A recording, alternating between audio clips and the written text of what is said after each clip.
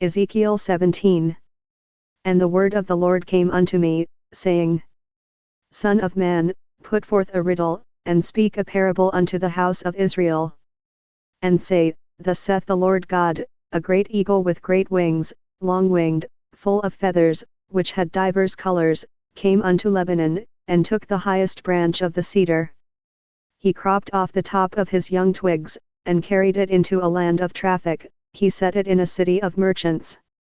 He took also of the seed of the land, and planted it in a fruitful field. He placed it by great waters, and set it as a willow tree. And it grew, and became a spreading vine of low stature, whose branches turned toward him, and the roots thereof were under him, so it became a vine, and brought forth branches, and shot forth sprigs. There was also another great eagle with great wings and many feathers, and, behold, this vine did bend her roots toward him, and shot forth her branches toward him, that he might water it by the furrows of her plantation. It was planted in a good soil by great waters, that it might bring forth branches, and that it might bear fruit, that it might be a goodly vine. Say thou, Thus saith the Lord God, shall it prosper?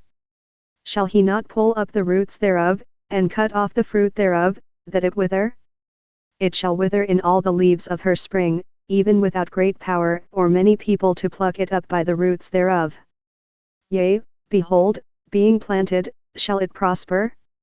Shall it not utterly wither, when the east wind toucheth it? It shall wither in the furrows where it grew.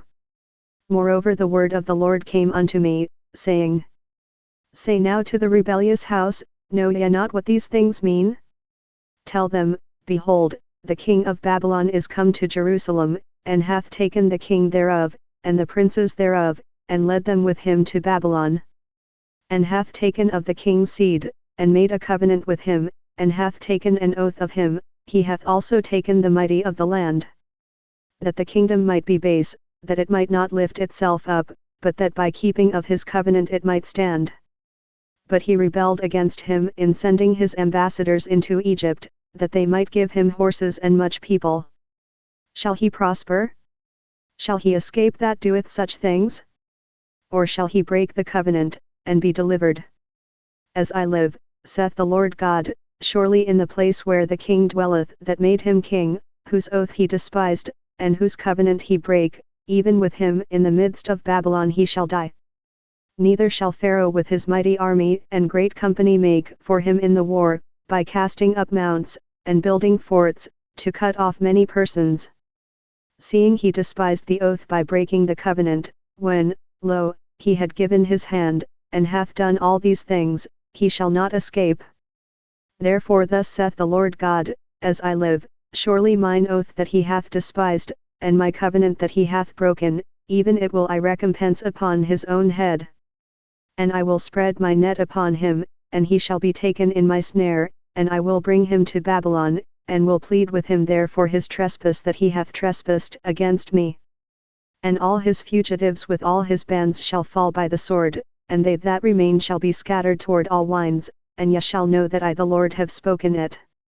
Thus saith the Lord God, I will also take of the highest branch of the high cedar, and will set it, I will crop off from the top of his young twigs a tender one, and will plant it upon an high mountain and eminent.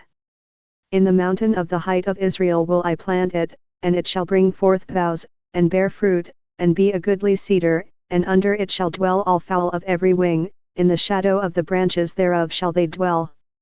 And all the trees of the field shall know that I the Lord have brought down the high tree, have exalted the low tree, have dried up the green tree, and have made the dry tree to flourish. I the Lord have spoken, and have done it.